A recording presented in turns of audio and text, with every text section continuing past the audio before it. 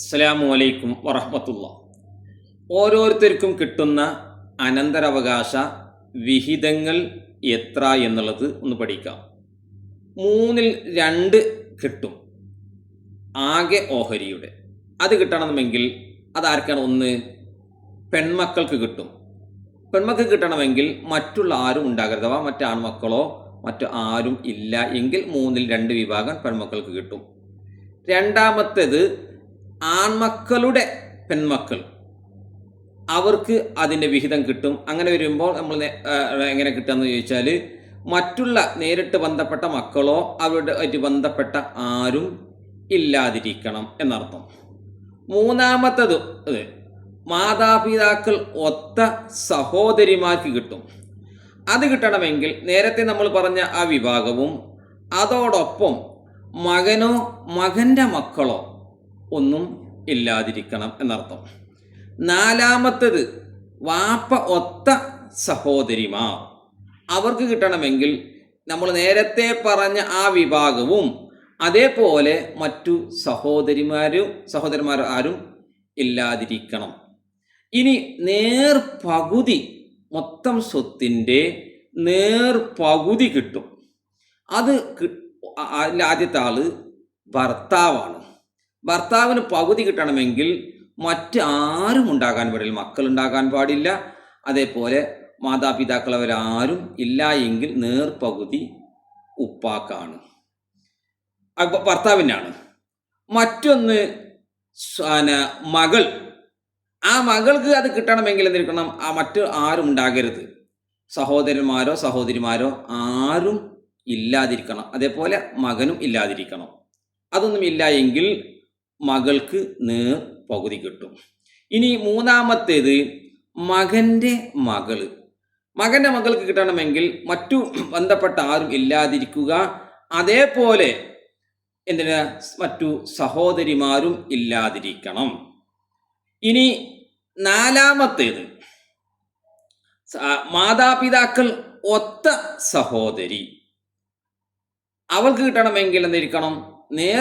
ഇതിൽപ്പെട്ട സഹോദരിമാര് ഇല്ലാതിരിക്കണം.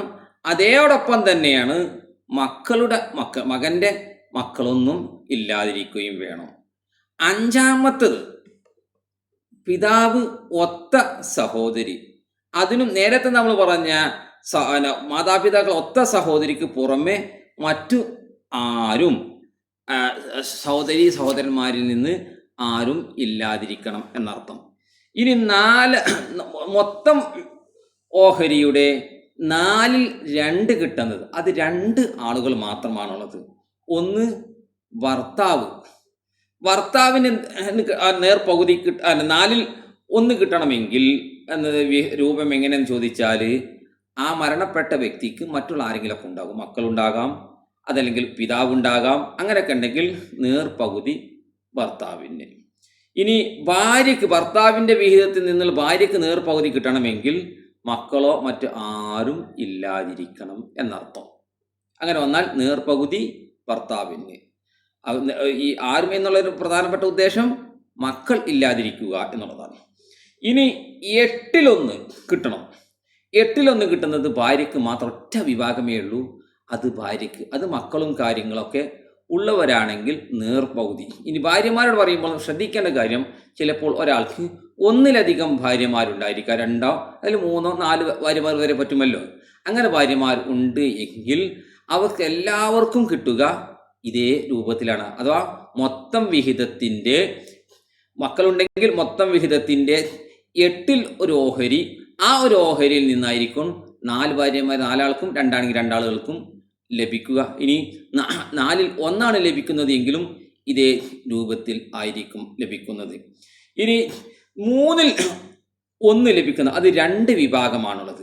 ഒന്ന് ഉമ്മ, മറ്റൊന്ന് ഉമ്മായുടെ ഒടൊത്ത മക്കൾ. അങ്ങനത്തെ മക്കൾ. അങ്ങനാണെങ്കിൽ അവർക്ക് എന്തായിരിക്കണം? മറ്റു വിഭാഗക്കാർ ആരും ഇല്ലാതിരിക്കണം, മറ്റു മക്കളോ അല്ലെങ്കിൽ മറ്റു ബന്ധപ്പെട്ട ആരും ഇല്ലാതിരിക്കണം. അതേപോലെ സഹോദരന്മാരും ഇല്ലാതിരിക്കണം. ഇനി ആറിലൊന്ന് കിട്ടുന്നത് 7 വിഭാഗക്കാരാണുള്ളത്. ഒന്നാമത്തത് പിതാവ്, 2 വല്ലുപ്പ, 3 ഉമ്മ, പിന്നെ 4മത്തത് വല്ലുമ്മ, പിന്നെ മകൻ്റെ മക്കൾ എത്രയുണ്ടെങ്കിലും, അതേപോലെ പിതാവ് ഒത്ത സഹോദരിമാർ, അതോടൊപ്പം ഒറ്റ മകൻ ഉമ്മയൊത്ത ഒരൊറ്റ ഇതും അവർക്കും ഇത് കിട്ടും.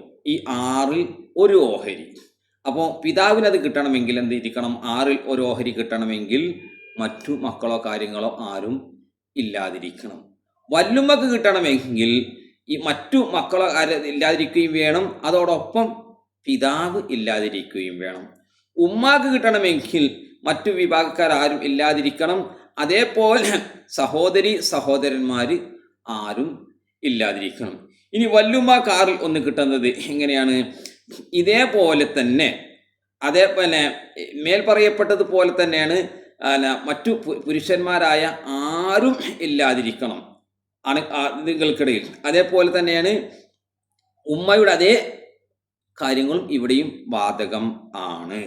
ഇനി 5മത്തത് മകൻ്റെ മക്കൾ അത് എത്രയുണ്ടെങ്കിലും അത് അവർക്ക് കിട്ടൽ എങ്ങനെയാണെന്ന് ചോദിച്ചാൽ, മറ്റു മക്കളുകൾ ഉണ്ടായിരിക്കുക, മറ്റു പെൺമക്കൾ ഉണ്ടായിരിക്കുക, അതല്ലെങ്കിൽ മറ്റു ബന്ധപ്പെട്ട മക്കളും കാര്യങ്ങളൊക്കെ ഉണ്ടെങ്കിൽ അവർക്കും 6ൽ 1 ലഭിക്കുക. ഇനി 6മത്തേത് ഉപ്പ സഹോദരി അത് എത്ര ഉണ്ടെങ്കിലും അവർക്ക് എന്താണ്? അത് എങ്ങനെ എടുക്കുന്ന? മറ്റു മാതാപിതാക്കൾ ഒത്ത സഹോദരിമാരുണ്ടെങ്കിൽ അവർക്ക് 6ൽ 1 ഉണ്ടായിരിക്കുക. അതേപോലെ തന്നെയാണ് നേരത്തെ പറഞ്ഞതുപോലെ ഉമ്മയുടെ മക്കൾ, മകൻ്റെ ഇത് അത് ഒരൊറ്റ ആളെ ഉള്ളുവെങ്കിൽ അവർക്ക്. ഇനി സുലുസുൽ ബാക്കി എന്ന് പറയും, 3ൽ 1 ബാക്കി ലഭിക്കൽ. അത് ഉമ്മാക്കും കിട്ടും, മറ്റൊന്ന് വല്ലുപ്പാക്കും കിട്ടും. അത് കിട്ടണമെങ്കിൽ എങ്ങനെയാണ്? അത് ഉപ്പ ഉണ്ടായിരിക്കെ, മരണപ്പെട്ട വ്യക്തിക്ക് ഉപ്പ ഉണ്ട്, അതല്ലെങ്കിൽ പിന്നെ ഭാര്യയുണ്ട്, അല്ലെങ്കിൽ ഭർത്താവുണ്ട്, അങ്ങനൊക്കെ ഉണ്ടെങ്കിൽ ഉമ്മാക്ക് എത്ര കിട്ടുള്ളൂ? 6ൽ 1. ഇനി വല്ലുമ്മാക്ക് കിട്ടണമെങ്കിൽ ആരാണ്? സഹോദരിമാർ മാത്രമാണ്, വേറെ ആരും ഇല്ല എങ്കിൽ ജദ് വല്ലുപ്പാക്കും കിട്ടുന്നതാണ്. ഇത്രയുമാണ് ഓഹരി വിഹിതങ്ങൾ. ഇതൊക്കെ നിർബന്ധമായും കിട്ടേണ്ട അവകാശികളാണ്, ഖുർആനിലും മറ്റുമൊക്കെ പറഞ്ഞ അവകാശികളാണ്. ഇനി ഇവിടെ നമ്മൾ മനസ്സിലാക്കേണ്ട ഒരു കാര്യം കൂടിയുണ്ട്. ഇനി മകന് എന്ത് കിട്ടും എന്നുള്ളതാണ്. മകന് കിട്ടൽ മകൾക്ക് കിട്ടുന്നതിൻ്റെ ഇരട്ടിയാണ് മകന് അനന്തരാവകാശമായി വിഹിതങ്ങൾ കിട്ടുക. ഒരു കാര്യവും കൂടി മനസ്സിലാക്കണം, 5 വിഭാഗങ്ങൾക്ക് തടുക്കാൻ ആരെയും കഴിയില്ല. അവരുണ്ടെങ്കിൽ മറ്റാർക്കും ലഭിക്കില്ല. 1 മകൻ, മറ്റൊന്ന് മകൾ, വേറെ 1 ഭാര്യ അല്ലെങ്കിൽ ഭർത്താവ്, 3 ആളുകളായി. പിന്നെ ഉമ്മ, ഉപ്പ. ഇവർക്ക് ഏത് രൂപത്തിലാണെങ്കിലും ഇവർക്ക് അനന്തരാവകാശം ലഭിക്കും. ഇവരൊഴിവാക്കിയിട്ട് അനന്തരാവകാശം ഒരാൾക്കും ലഭിക്കുന്നത് അല്ല. അസ്സലാമു അലൈക്കും വറഹ്മത്തുള്ളാഹി വബറകാതുഹു.